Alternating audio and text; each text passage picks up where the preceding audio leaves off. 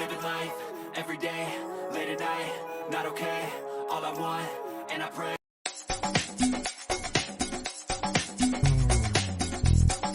Showbiz Kachika TV. Hello mga kachika!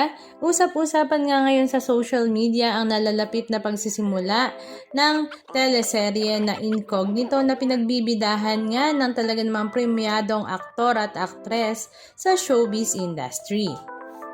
Ayon nga sa press conference na naganap nga kahapon, November 29, 2024, ang showing nga nito ay sa January 17, 2025 at ang nakakatuwa pa nga dito ay hindi nga lang ito sa ABS-CBN Kapamilya mapapanood, kundi pati na rin sa number 1 platform ngayon na Netflix. Ang teleseryeng Incognito nga ay may 7 iba't ibang kwento dahil meron nga itong 7 karakter na may kanya-kanyang mithiin at meron ding kanya-kanyang mga pinagdaanan na talaga namang aabangan nga daw ng bawat manonood. Sa casting pa nga lamang ay talaga namang aabangan na nga ng lahat ang Incognito dahil ito nga ay binubuo ng bagong lab team na sila Anthony Jennings at Maris Racal, maging si Kyla Estrada, at naroroon din nga ang veteranong aktor na si Mr. Ian Veneracion at Baron Geisler na sinamahan pa nga ng mga big character nila Richard Gutierrez at Daniel Padilla na talaga namang very challenging nga sa kanya ang role na ito. Dahil alam naman nating lahat na siya nga ay galing sa lab team at mga rom-com nga ang kanyang mga pinagbibidahan kasama nga ang kanyang ex-girlfriend na si Catherine Bernardo. Pero dahil Padilla nga ang nananalaytay sa kanyang dugo, kaya naman siguro ay lumabas na talaga ang kanyang pagiging action star katulad nga ng kanyang tito na si Robin Padilla at ang kanyang daddy na si Romel Padilla na talaga namang abangan nga ng lahat dahil talaga namang iba nga ang karakter ni DJ dito. At mapapahanga ka nga dahil talaga namang napakaangas nga ng kanyang dating. Samantala sa trailer nga na ipinasilip kahapon ng Incognito ay talaga namang napakarami nga mga netizens ang nagulat nang ipinasilip niya nga sa screen at lumabas nga ang mukha ni Bel Mariano dahil isa pala siya sa mga opening cast ng teleserye na ito na talaga namang aabangan nga ng lahat. Si Ian Veneracion nga dito ay ang leader ng grupo samantalang si Richard Gutierrez naman ay isang multitask na military. At si Daniel Padilla ay isang igorot na scout ranger. Military doctor naman ang ganap ni Baron Geisler samantalang si Kyla Estrada naman ay ang hacker ng grupo. Si Anthony Jennings ay isa nga daw ex-military student na hindi nga nakagraduate sa pagmimilitary at si Maris Racal naman ang espiya. Halika at panoorin natin ang ilan sa mga video clips ganap kung paano nga nila ipinakilala ang kanilang bawat karakter sa teleseryeng Incognito. So my character's name is Max Alvero and she is, according to Sir Ian's character, Sir Ian? Tito Ian's character. Tito. Kuya Ian, sorry. She is considered to be one of the best hackers that he knows. So very technical yung role ni Max dito and yung role niya in the team. But she's also very skilled sorry, just wanted to set that up. But yeah, so she's the hacker of the team. And her personality, she's very, I would say she's a pretty stoic person. And she's very business is business. That's kind of her personality.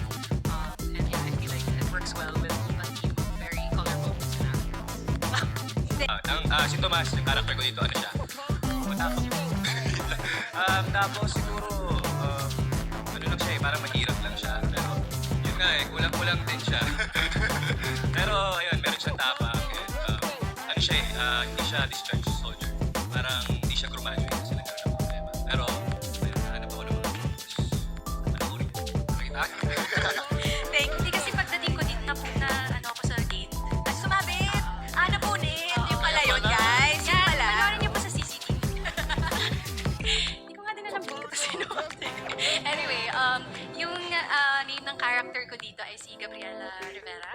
And sa grupo, she's also magaling din siya sa hand-to-hand combat, tactical, yung fight. But yung specialty, yung ano niya dito, yung skill niya talaga dito, they call it the honeypot. So she infiltrates different groups. So she will be dealing with a lot of people. She's a shapeshifter-ish, and she speaks a lot of different languages. So, Parang the brains. so she's a spy. Yeah, she's a spy of the group. Yes. Well, yeah. Bro, yung character ko dito, sobrang mabuting tao.